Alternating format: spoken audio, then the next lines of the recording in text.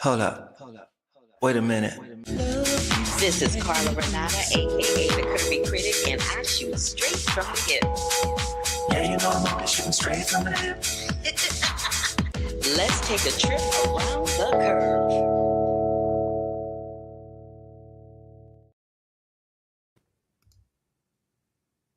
Hey, everybody, how you doing? Oops, don't want you to see that.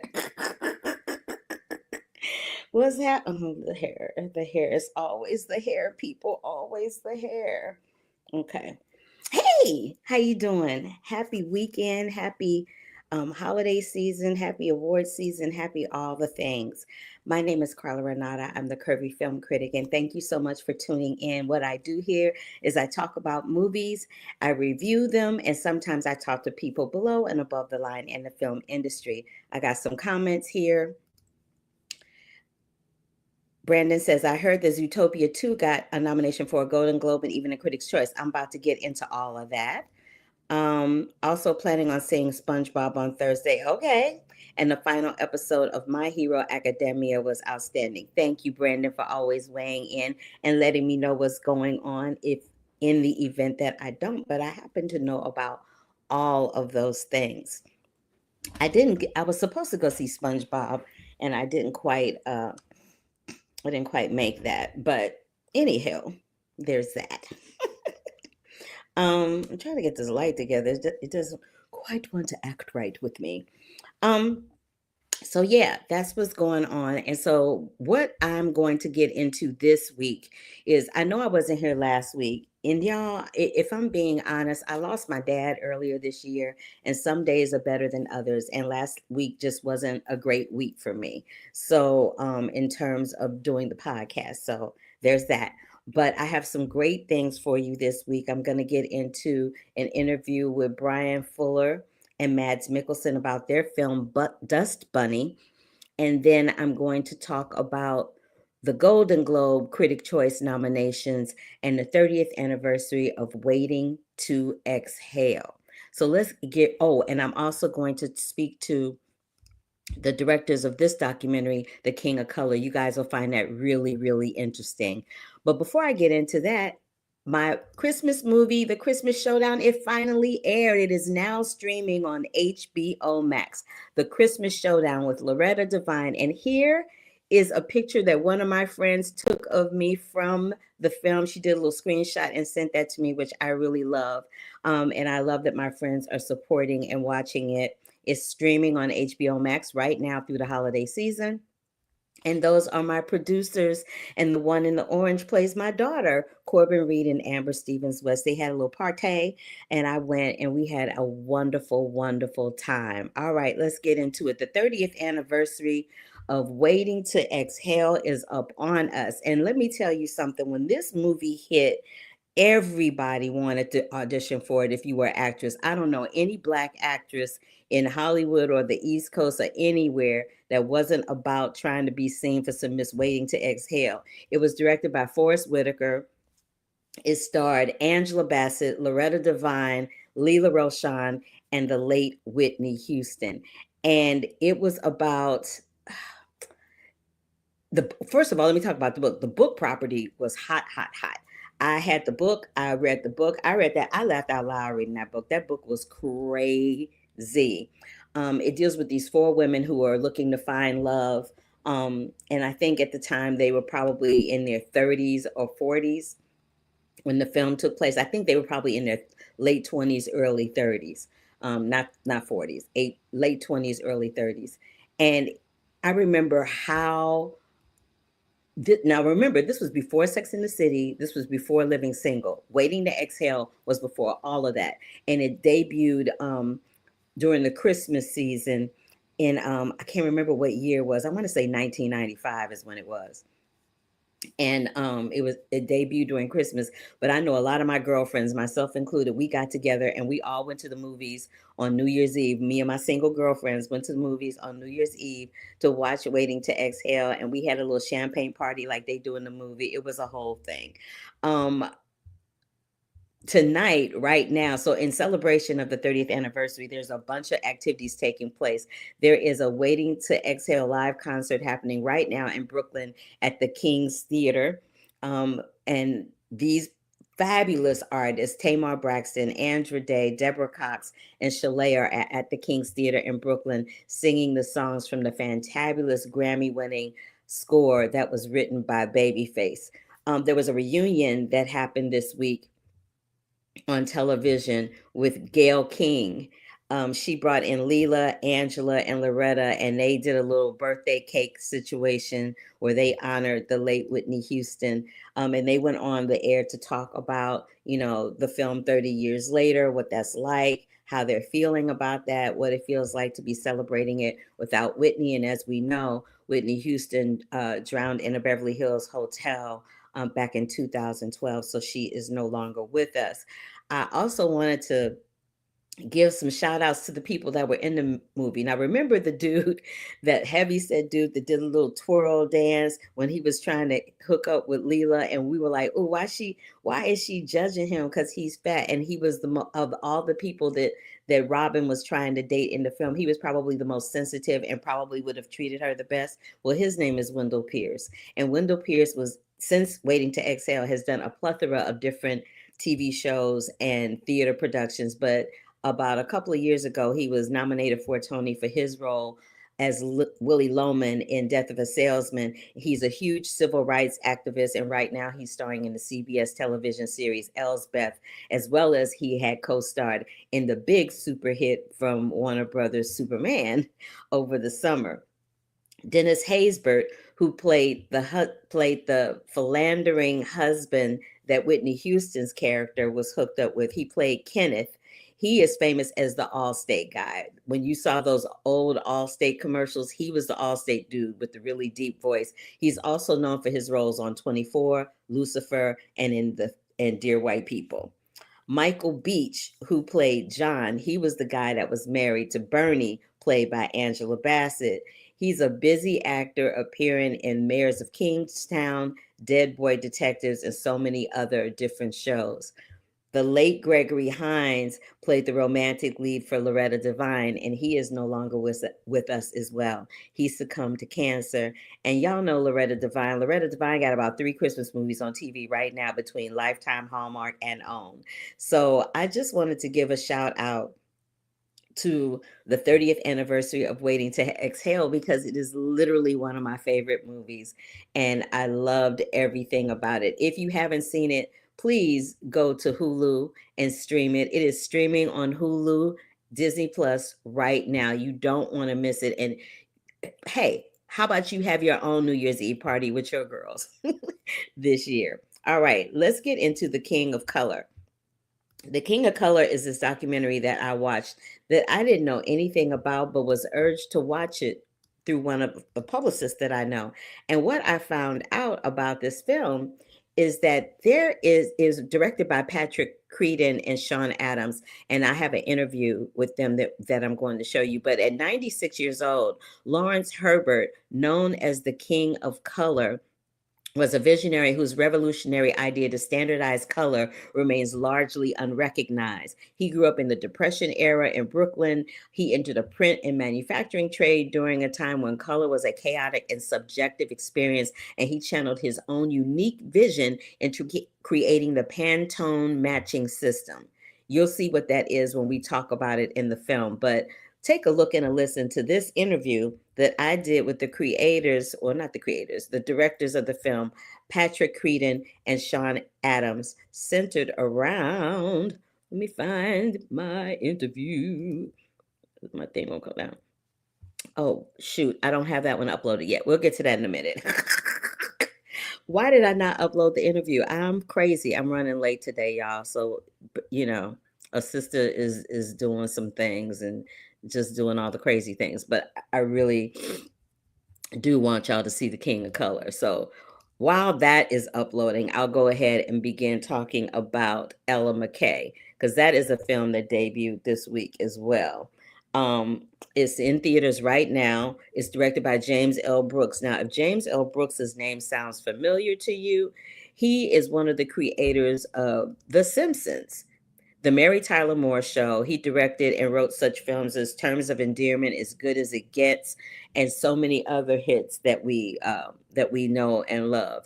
Now, in Ella McKay, 34-year-old Ella McKay, played by Emma McKay, who is to your left of the screen, and Jamie Lee Curtis is to your right of the screen. Ella McKay becomes a governor of the state she was born and raised in. However, navigating relationships with her husband, father, and brother may just be her biggest challenge yet. Now, this is the thing. Her father is played by Woody Harrelson, and her father cheated on her mom, and that was a whole thing. As far as her brother's concerned, her brother is a little autistic on the spectrum, but he also suffers greatly from depression. And her husband is one of those guys that he was like the really popular dude in high school, and he married her, but her career kind of took off and his didn't, and he's just kind of been skating around based on the fact that he has money. His mother is very wealthy, and that wealth has extended down to him, and so she's navigating all of these different relationships. What I will tell you about the film is that Emma Mackey, or McKay, is a star. This actress carries this film beautifully, and she has a fantabulously funny scene with Jamie Lee Curtis where they are screaming their heads off, which I thought was ironic because Jamie Lee Curtis is known as the Scream Queen, right, from her Halloween films. That scene right there makes me laugh out loud. What I will say is, as funny as James L. Brooks is, and as much as I revere and respect him, the jokes in this film don't really land like his previous work has. And it just feels a little more dramatic than comedy. It's more like a dramedy, which I didn't know going into it. But I did love the way that it spoke to the political landscape and the way women are treated and viewed in that lane by their spouses, by their family, and by their peers, and how eerily reminiscent that is of today's standards. So, how men can kind of do in that landscape, men can kind of do whatever they want, say whatever they want, and never really have any consequences. And I feel like women are held to a different standard. That's the one thing about that film that I really love. But it's a kind of a snooze, y'all. I would wait for this one to, come on. I don't know. I want to say DVD. I will wait for this one to stream, because I don't think that this one is worth going to the theater to spend your money on. And I hate to say that, because I'm a film lover, and like I said, I love James L. Brooks. I love Woody Harrelson. I'm a big fan of Jamie Lee Curtis, but this one just didn't land for me. I also did like, one side note, I also did like the storyline of Emma's brother having a relationship with a girl played by Io Adebiri, who she's a little on the spectrum too. So I did like the attention to those particular storylines in terms of women and special needs people. But other than that, y'all, I was kind of like, I don't know. But having said that, we're gonna go back to, it is a 20th century's picture. It's in theaters right now. And you can check that out. Let's go back to The King of Color with Patrick and Sean Adams. Hey, Patrick and Sean, how are you? Hey, Good. How are you? Carla, You got the color going. And listen, if I'm talking about The King of Color, I got to do it. You got it. That is amazing. it's beautiful. That wins background of the day. Right there. Well, thank you. Let me tell you something. I was so incredibly surprised and moved by what I saw, because I'm often one of those people that looks at something and has that mindset of, I wonder how that came to be, or I wonder why we have this, or I wonder why we have that. But color has never been one of them. And I wear a lot of color and love a lot of color, as you can see. I'm curious for both of you, when was the first time you ever heard of Mr. Herbert and Pantone? Because I never heard, until this documentary, I never heard of them.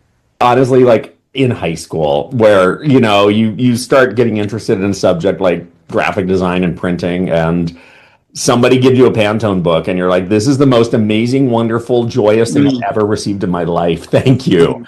And then of course you just start digging into it. And I love the fact when I first met Patrick that like he was just learning about it too. And it's sort of like indoctrinating someone into your crazy religion. First time I saw a Pantone book was my roommate in film school. He was a production designer, my good friend Todd, and he had a Pantone book on his desk. And I was like, what is that? And he kind of walked me through it. And I just remember looking at it. I mean, this was years ago, but I do remember thinking, I wonder how they do that. I mean, that's a it's a very, very sophisticated tool. And I just remember thinking that when I saw it, and just as luck would have it, years later, I had a chance to meet Larry and a chance to tell his story. So, but I think color is one of those things in life, you can't help but kind of take it for granted. And the world around us is beautiful because it's colorful. And for anyone who lives in the workspace or in a career that uses color, knowing how to use color and to use that tool effectively means that you have to have a tool that allows you to communicate with your colleagues and with your clients and your customers all around the world. And that's what Larry created. It's an amazing rags to riches story, and that was what drew me in at the beginning. It's funny that you say rags to riches story, Patrick. And Sean, it's funny that you mentioned color as being joy, because I think one of his daughters mentions that in the doc as well.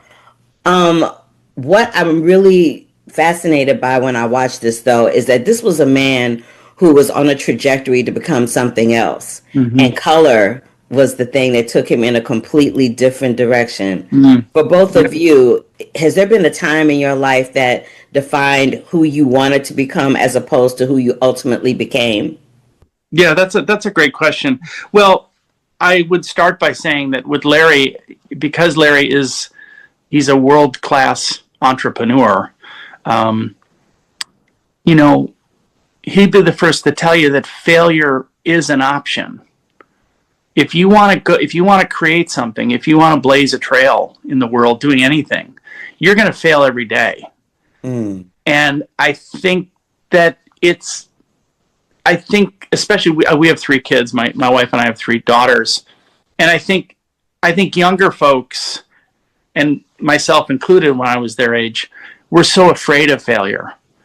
And I think that Larry looked at failure as an opportunity to take another swing at the plate, to make an adjustment and try again. He's very, very tenacious. And, he in his life, he had set out to become a doctor. He thought that would be a comfortable living for him. He was very, very smart, a very good student, and that didn't pan out. So he ended up doing sort of the next thing that he knew. He was already a very good printer as a young man. And took all that tenacity and all that courage and guts and applied it to an entirely different industry and had wonderful success. So I think about Babe Ruth all the time. Babe Ruth struck out way more times than he hit home runs, and he didn't let that get him down. And I think that Larry's story, more than anything, is about fail, fail, fail, succeed. Fail, fail, fail, succeed. And I really love that about him. I really admire that about him. Sean, did you have anything to add? Thank you, Patrick. Yeah, I mean, I love the idea that Larry was just like, let's try it, see what happens. And it's kind of my philosophy with color as a whole, which is just try it. It's just color. Come on, And as I tell students at Art Center, if you're going to fail big. Go down in flames. Like, just try things you should absolutely never do with color. See what happens. And amazing things happen. That's the great part about, okay, otherwise everything's just beige and gray, right? You know that. I can tell. Like you've got those amazing Listen, colors. I am, as you can tell, I am a very colorful person. There is nothing beige or gray about me in any sense of the word. Not in how I talk, not in how I live, not in how I even have a conversation. I am so not that person. And one of the things that also resonated with me about the documentary is what you were saying, Patrick, about fail, fail, succeed. I'm like Mr. Herbert in the respect that if you tell me that I can't do something, I will prove you wrong every single Yeah. time. Like I am so that doll. But and it's closing it out. I'm gonna ask y'all this question because in the documentary y'all were like, oh, I hate this question. So I'm gonna put a different spin on it. Mm. So what color makes you happy? What color makes you sad? And what color do you absolutely, when you see it, you're like, nope, can't do it?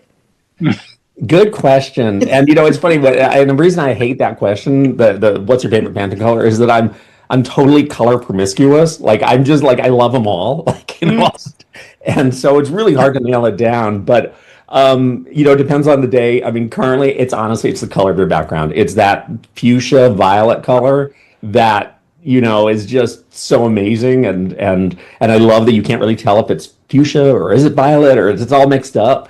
And there's no color that makes me sad. I see them all and I'm just sort of like, oh, that's interesting. I wonder if I could do something with that. So the only thing that makes me sad is if people are timid with color. That's the biggest mistake. Don't be timid. Just have fun. I'm having fun. Patrick. Well, I would say colors change with me, depending on what is going on in my world at that time. And right now is college football season. I went to Notre Dame, so blue and gold is very much my favorite color combination right now. We're trying to make the playoffs. We might make the playoffs. We might not. We're right on the bubble. So my world is very blue and gold right now. Colors I don't like. I don't really love the world of neon colors. And the reason being is it seems to me like they talk louder than the other colors. And which is fine. And there's a use for that. Like when you're on a boat and there's an iceberg straight ahead, you want like a bright red light going off. I get that. But in general, like when someone is wearing like neon green and they walk into a room, it's like their shirt is talking way louder than all the other shirts in the room. Now, if it's the middle of the 80s, awesome. If it's the 1980s, great. I love it. But to see those colors today, they just seem like they're trying too hard. I'm sorry. I kept trying to contain it. But that is freaking hilarious. Yeah. It's like, dude, your shirt is really yelling right now. Like, can we just tone it down just a little bit? Can we just turn it down now? Yeah, but it's I love this idea that Sean is color promiscuous, and I want to become color promiscuous. I'm kind of color curious, and I want to move into the promiscuous part of the room. Listen, there is nothing that is beige or No, in you're not. in the middle of the road about either one of you. If there were any two people to do this kind of documentary, the two of you would be it. Hands down, no question about it. Thank you very much. Absolutely. Thank you for giving me your time today, gentlemen. This was fun. Yeah, this was really fun. It was really nice meeting you. So yes, thank you, Patrick and Sean. Pantone. So let me show you what I mean about the Pantone color. So when you go into a paint shop and you see all these color swatches, that is a Pantone guide to color. That is where all of that came from. It came from Lawrence Herbert, who is this man right here. Can you believe this man is 96 years old? That's crazy. He does not look 96, but I'm just saying. But the Pantone color comes from him. He's the one that learned how to mix and match all different types of colors, because as he says in the documentary, if someone says they want ruby red can look very different depending on what kind of red it is, right? And so he came up with a whole ruby red system that allows you to hit the same ruby red every time. It really is quite a fascinating documentary. It is in select theaters around the country right now. It is called The King of Color. It has been in theaters since December 12th. Please check it out. You guys will absolutely love it. All right, so let's get into these nominations, honey. So while I was gone, a bunch of nominations dropped. But before I get into the nominations, let's talk about the Critics' Choice celebration of Black cinema and TV. I am a member of Critics' Choice and I'm on the board. And we celebrated Journey Smollett. We celebrated Michael B. Jordan and Tessa Thompson. We celebrated Janelle James from Abbott Elementary. We celebrated many, many people from the cast of Sinners. But I sat at the table with Sky P. Marshall, who plays Olympia on the CBS TV series Matlock. And I got these pictures of her at the table. So Spike Lee was walking by, and he made a beeline to say hi to Sky and Godfrey. Godfrey was the one who presented Sky with her award, and she had a beautiful, lovely, lovely speech. And then I also caught this moment. So Godfrey and David Allen Greer were talking. David Allen Greer was sitting in front of me, and they were talking, and I kept pulling on Godfrey's shirt, and David Allen Greer looked like he was about to rip me a new one when I said she wants to meet you, because her face, jaw dropped, mouth open when she saw him. She was so excited. So when I said that, he turned around and made a beeline. And I love these awards for these types of reasons and to catch these types of moments. And I love that she had this moment. Shamir Anderson was there. He and I see each other and run into each other at award shows all the time. It was lovely, lovely to see him.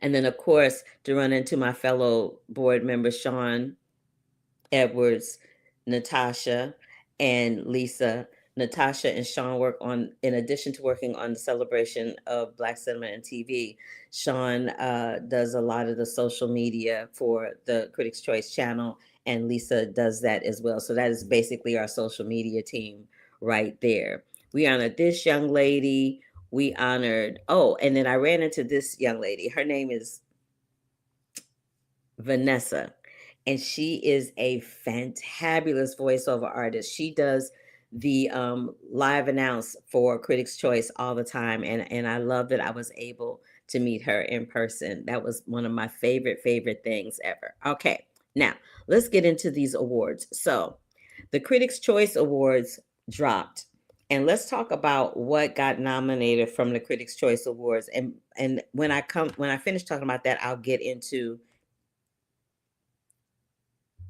some other movies that dropped while I was gone. All right, so One Battle After Another, which is the picture on your far left with Leonardo DiCaprio. This film is looking like, I'm gonna come back on camera so that y'all not looking at me talking to a still picture the whole time. This film, One Battle After Another, has received quite a few nominations, and it looks like, why does this keep happening? I'm trying to move this window over and it keeps expanding the window, and I don't want to expand the window. Stop it. Okay. So it looks like One Battle After Another is the film that is getting a lot of love. It got 9 Golden Globe nominations, including Best Picture. Director for Paul Thomas Anderson is Stars, including Leonardo DiCaprio, Chase Infinity, and Tiana Taylor. It got 14 Critics' Choice nominations. And mind you, at the celebration of Black cinema and TV, we also honored them there.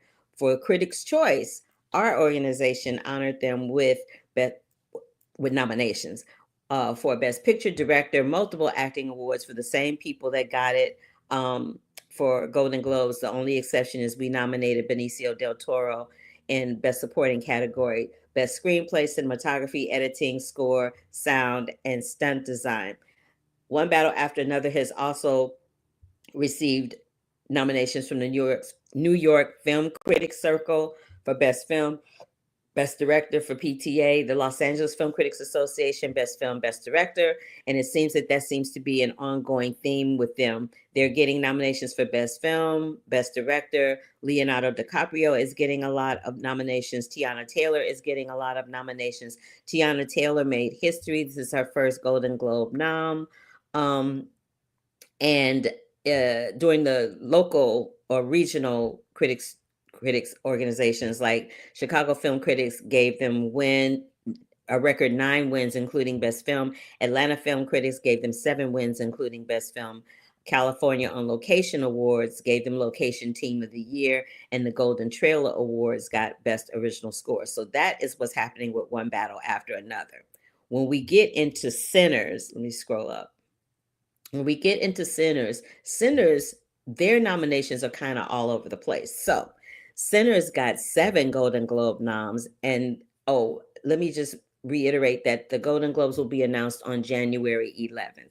So, and the Critics' Choice Awards will be announced on January 4th. So Critics' Choice will happen first, and then the Golden Globes will happen, and then there'll be a domino effect of some other things after that. But the Golden Globe nominations for Sinners were for Best Motion Picture, Director, Screenplay, Performance by a Male in a Motion Picture, Michael B. Jordan. Best Original Score for Ludwig Göransson. Best Original Song, I Lied to You. Cinematic and Box Office Achievement, which went to Barbie a few years back. And Sinners was the 3rd most nominated film behind One Battle After Another with their 9 nominations, and Sentimental Value. Sentimental Value is this movie here. I think I have a picture of it in here somewhere. Maybe I don't. Oh, yes, I do. Sentimental Value got 8 nominations through the Golden Globes. Critics' Choice, we gave them 17 nominations. We gave Sinners 17 nominations, which include the major categories: Best Picture, Best Director for Ryan Coogler, Best Actor, Michael B. Jordan, Best Original Score, Best Song, and many technical awards like cinematography, editing, and VX. Now, this was the first year that we did. I'm not sure if it's the first year ever Critics' Choice did below the line nominations, but it's the first year since I've been a member that Critics' Choice did below the line nominations. So they got 17 nominations, which brings them right behind Barbie a few years back, which got 18. We also, like I said, we celebrated them last week. We celebrated Spike Lee. He got a Career Achievement Award. Ryan Coogler got Best Director. Tessa Thompson got Actress in a Film for Hedda. Sterling K. Brown was honored for his work in Paradise. Janelle James was honored for her work on Abbott Elementary. And we celebrated a lot of other rising stars and documentaries and ensembles like One Battle After Another at the Critics' Choice celebration of Black cinema this past week. Now, the AFCA Awards were also announced. The AFCA Awards will take place on February 8th. The AFCA Awards already announced their winner. They don't do a whole nomination and then the winner. They just announce the winner. So for Best Film, Best Director, and Best Actor, it's going to Sinners, Ryan Coogler, and Michael B. Jordan. Best Supporting Actress goes to Wumi Masaku, who also won the New York Film Critics Award for the very same thing. She might be one of them that sneaks into the Oscars for Best Supporting because she was kind of fantabulous. Best Ensemble, Best Music, and Emerging Face Award for Miles Caton. The best, let me see, and I talked about the nominations for the Golden Globes and all that. Okay, great. Sinners also is nominated for 5 Grammy Awards. It is the most nominated motion picture in Grammy history. It's got 5 Grammy nominations, and we'll find out which ones they win, if they win anything, on February 1st. The score has also garnered a National Board of Review for Best Original Screenplay, Outstanding Achievement in Cinematography by Autumn, and it has won a Hollywood Music and Media Award for Best Song and a World Soundtrack Award. It's nominated for Best Song. So that's what's happening with Sinners and with One Battle After Another. So it's looking like as we get into this award season, it's literally going to be a battle to the finish between those 2 films. Oh, but hold up, wait a minute. Don't count out my favorite film of the year, Hamnet, which got 11 Critics' Choice nominations for Best Director, Best Picture, Best Actress for Jessie Buckley, Best Supporting Actor for Paul Mescal. It got Golden Globe noms for Best Picture, Best Actress, Best Supporting Actor, Best Director, Best Screenplay for Chloe Zhao and Maggie O'Farrell, and Best Original Score by Max Richter. It's also set to receive the 2026 Vanguard Award, the Palm Springs International Film Festival, and the original Hamnet novel. So Hamnet is an adaptation of a novel by Maggie O'Farrell, and that original novel won the Women's Prize for Fiction and the National Book Circle Critics Award.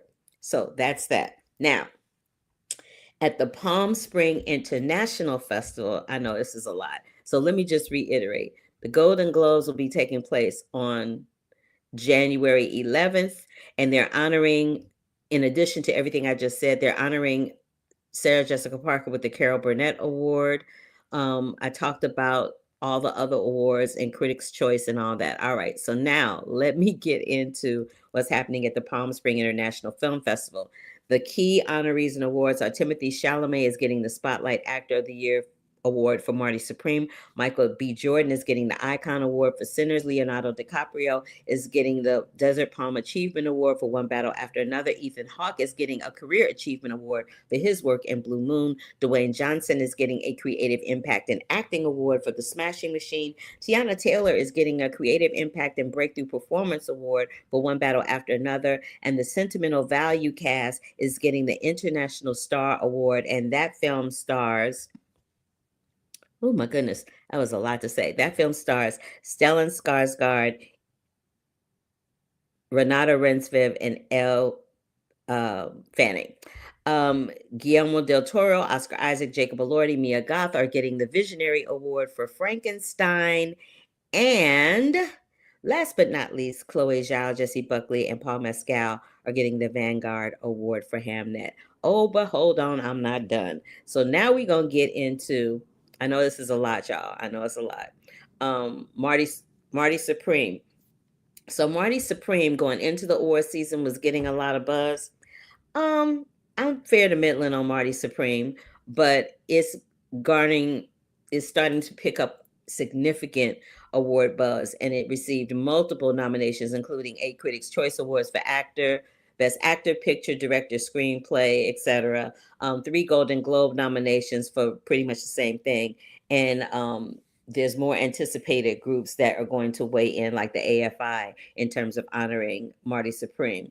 Sentimental Value got 8 Golden Globe nominations for the 2026 awards, including Best Picture, Drama, Director, Screenplay, Best Non-English Language Film, and acting nods for Renata, Elle, Ingvar, and Stellan, making it a major contender. It also leads the European Film Award nominations. So that is pretty much a recap of the nominations. Let me get into the nominations from here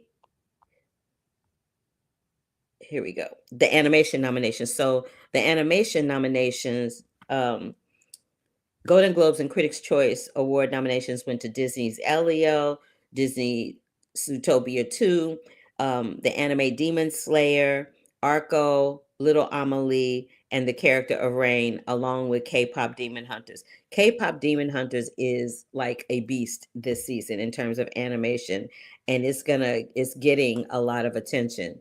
But those 5 films seem to be the ones that are getting a lot of attention going into the Oscar season. And the Oscar nominations should be coming out fairly soon. I believe, let me see, when do they come out? I'll find out and I'll let you know after I play this other interview. Okay, so we've talked about Waiting to Exhale. We've talked about the Critics' Choice nominations. We've talked about the Golden Globe Awards. And we've talked about the Palm Spring International Festival. And we also talked about my movie, The Christmas Showdown, which is streaming on HBO Max right now. And I play this young lady's mother in The Orange. Corbin Reed. Yeah, I play her mom. Anyway, so let's get into this film, Dust Bunny. Dust Bunny is by Bryan Fuller. And if you know anything about Bryan Fuller, he is just like the king guru of horror slash suspense slash thrillers. And this film stars Mads Mikkelsen, and is produced and released by Lionsgate Roadside Pictures. Now, what happens is 10-year-old Aurora, who is pictured in that photograph with Mads, has a mysterious neighbor who's played by Mads, who kills real life monsters. He's a hit man for hire. So he's a hit man for monsters. So when Aurora needs help killing the monsters she believes ate her entire family, she procures his services. Now, suspecting that her parents may have fallen victim to assassins gunning for him, Aurora's neighbor guiltily takes the job. Now, he don't want to take the gig, but he takes the gig. Now, to protect her, he'll need to battle an onslaught of assassins and accept that monsters are real. Let me tell you something. I'm a lightweight when it comes to horror movies. I say it all the time. Why I even continue to watch them, I don't know. But I watched this one and it scared the hell out of me. And I'm a lightweight, like I said. But I'm going to tell you this. It made me look at dust bunnies in a very, very different way. If nothing else, I'll tell you that happened for real, for real. But take a look and a listen to this interview that I had with Mads and Bryan, where we talked about dust bunnies. I'm so happy to be here with you today. Can I just tell you, this scared the shit out of me. Oh, good. Oh, Because good. I am a lightweight.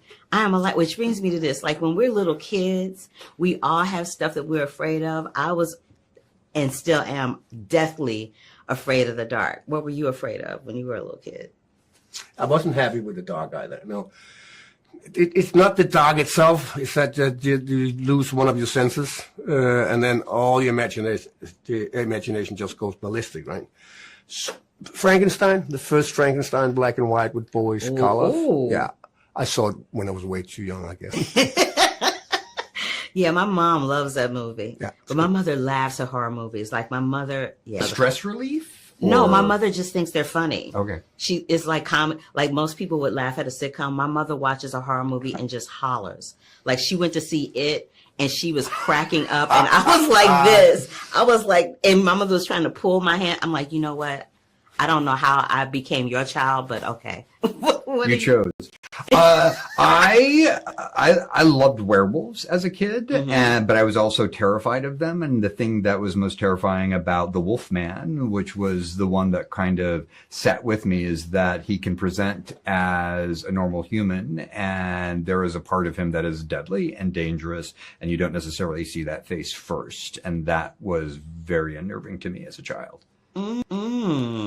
Of the fact that you couldn't see the face? There was a human presentational face on the monster that was somebody who was nice and well-meaning, but when they turned into the werewolf, it didn't matter who they were as a human being. So talk to me about juxtaposing comedy into the horror to make it less frightening, but in my case, it kind of wasn't. Well, I think there's something about those fairy tales that all have a certain sense of comedy, whether it's Hansel and Gretel and the comedy of the candy-covered house that lures kids in, or the fact that the witch is going to eat them strikes me as hilarious. So I think these fairy tales have an innate comedy or accessibility through some levity that is, whether it's absurdist or just countering the horror in a way that I always found to be part of the recipe for horror. And also just growing up in movies like Wizard of Oz that are candy coated, but there's witches and living trees and flying monkeys. There's something about that despite its bright colors is still terrifying. Last but not least, there's something about when a child tells an adult something is bothering them or they're afraid, and adults almost always have that instinct to not believe them. Why do you think adults do that to children? And a lot of us don't realize that that's another trauma within itself, not being believed. Yeah. I think there's like the burden of proof is on the kid if they say there is a monster under the bed. Right. But hey, she was right. And why do we do that? I mean, because they're not smart and grown up as us. That's the way we see it, obviously. But we forget that they see other things that we don't see. They feel different things. So there's a reality there that we can't understand. Doesn't mean that's a real monster. Something else, something is scaring them. So of course we have to believe him. Let me just tell you something. You put a whole different connotation on the word bunny for me. I'm just saying, I will never look at the word bunny the same ever again after seeing this, nor will I look at a dust bunny the same. They're coming to get you. They are. All right. Thank you guys for Thank giving me you. your time today. Thank you. So I won't ever look at a dust bunny the same way ever again in my life. I tell you that much. Dust Bunny is in theaters right now, you guys. It's a good watch. It was a good watch. I enjoyed it. Scared the hell out of me though. I ain't gonna lie. It scared the bejesus out of me. It really did. So there's two other films that I have to talk about. One is called Merrily We Roll Along, and the other one is called Eternity. And both of them were released a couple of weeks ago during the Thanksgiving holiday, but I didn't have a chance to get to them then, but I'm going to get to them now. So let's get into that. Eternity, I'm sorry, excuse me. Hold on one second. There we go. Eternity is this film that it was released on the 26th of November. It's directed by David, I think you pronounce his last name Frayne. Anywho, and it stars Miles Teller, Callum Turner, Elizabeth Olsen, and Davine Joy Randolph. So what happens in this film is that in an afterlife where souls have 1 week to decide where they want to spend eternity, Joan is faced with the impossible choice between the man she spent her life with and her first love, who died young and has waited has waited decades for her to arrive. Let me tell you something about this film. I enjoyed it very, very much because there's something about the idea of you being in limbo when it comes to eternity and how you would spend that, or who you would spend it with, and where you would spend it, and if you would wait for your first love, or if you would wait for the person that you've spent your life with, and what would you do if you were faced with that decision. And when I tell you, Elizabeth Olsen will break your heart. Actually, Elizabeth, Callum, and Miles break your heart in this film. It's beautifully acted. It's the production and the scenic design is absolutely gorgeous. And it was a stark reminder to me that I dated somebody once who used to say to me all the time, you're in my blood. And so in describing this movie, I want to say that this film, Eternity, is about how some relationships how some men or some women get in your blood, whether you want them to be there or not. And moving on for you doesn't seem like an option or something that you even want to do or can do.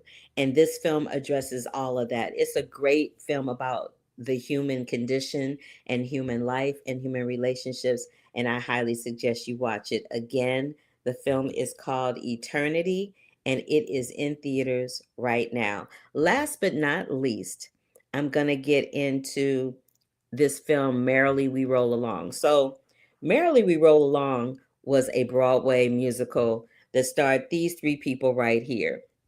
From left to right, Lindsay Mendez, Jonathan Groff, and Daniel Radcliffe. Now, we all know Daniel Radcliffe from being in Harry Potter, but he has gone on to make quite a name for himself in musical theater. A few years back, he did a revival of How to Succeed in Business Without Really Trying, which I did. So this is probably, I think his revival might have been the second revival of it, because I did the first revival back in the 90s, or mid to late 90s with Matthew Broderick and Megan Mullally. Having said that, Merrily We Roll Along, all three of these actors won the Tony for their performance, and I believe the musical won the Tony for Best Musical that particular year. But it's a Stephen Sondheim musical about three lifelong friends navigating fame, compromise, and disillusionment as their close bond frays over 2 decades in the entertainment industry. It's famously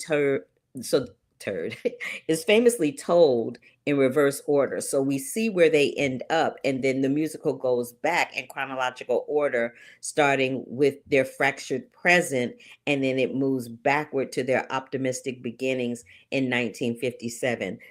this particular version is expertly done, and it beautifully captures what people saw on stage in the Broadway theaters. This is my only thing about these types of productions. Like, they did this with Hamilton.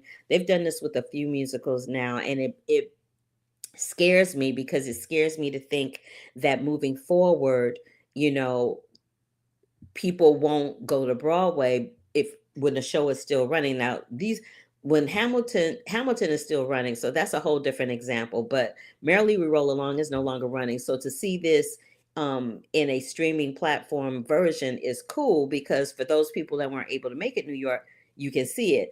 But I fear that this will become a norm for shows that are currently running, and make people not go to a Broadway theater. And I don't ever want that to happen, because, as I say here all the time, I love Broadway, and I love live theater. It's the reason that I sit here and am able to talk to you today. So again, it's called Merrily We Roll Along. Their performances are amazing. And if you are not familiar with Jonathan Groff is one of the voices in Frozen.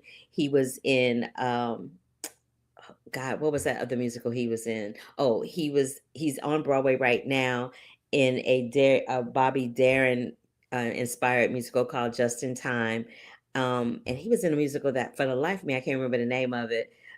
It was with Leah Michelle back in the day, and that was how he got his start. But yeah, it's really great. Again, you guys, check out The Christmas Showdown. It is streaming on HBO Max. Dust Bunny is in theaters right now. If you haven't seen Waiting to Exhale, go over to Hulu and Disney Plus and stream it and get that nostalgia going. If you haven't seen Sinners, check out Sinners. It is also streaming on HBO Max, and I believe it may be having another theatrical run. The King of Color is in theaters right now, the documentary about Lawrence Herbert and the Pantone company that he founded, that gives us all the beautiful ways to experience color, like when you go to the paint shop. Ella McKay is in theaters right now, a 20th Century Fox production. And Eternity is in theaters, as well as Merrily We Roll Along. All right, so when I come back next week, I'm going to have Patti LuPone from The Artist. I'm going to have Patti LuPone and Catherine McPhee and the creator of The Artist, Arm Rappaport. All three of them are going to be talking about this particular series, which I've been talking about for the last month and a half, which is able to stream free at this link right here. If you go to the network.stream, you'll be able to see The Artist. The first 3 episodes are up right now, and you'll be able to check it out there. It is called The Artist, and I will have Tony Award winning, Emmy nominated Patti LuPone with me next week, in addition to reviewing Avatar. I would have talked about Avatar this week, but it is under embargo until December 18th, so I cannot talk about it until that time, but I will be talking about it next week, all right? So having said that, thank you all so much for tuning in. As a reminder, the Critics' Choice Awards are happening on January 4th. The Golden Globes Awards are happening live on January 11th. The Oscars, let me see. I pulled it up and then I got rid of it. The Oscars nominations will come out on January 22nd, and the Oscar ceremony is happening in March. And of course, Critics' Choice Awards is happening on January 4th. It is the first award show of the season. You don't want to miss it. I will be there. Hopefully I can wave at you and say hi and all the things. Anyway, that is it for this episode of the Curvy Film Critic with Carla Renata. Thank you so much for joining me and for tuning in real time and or watching it after the fact. I appreciate whatever form you watch it in, whenever you watch it. And let me know what you want to see me do. I have some really exciting things coming up for 2026 and how we're going to be doing this moving forward. And I can't wait to tell you about it in the next couple of weeks. Okay. So until then, love, peace, and hair grease, and deuces. Until the next time, baby. Bye.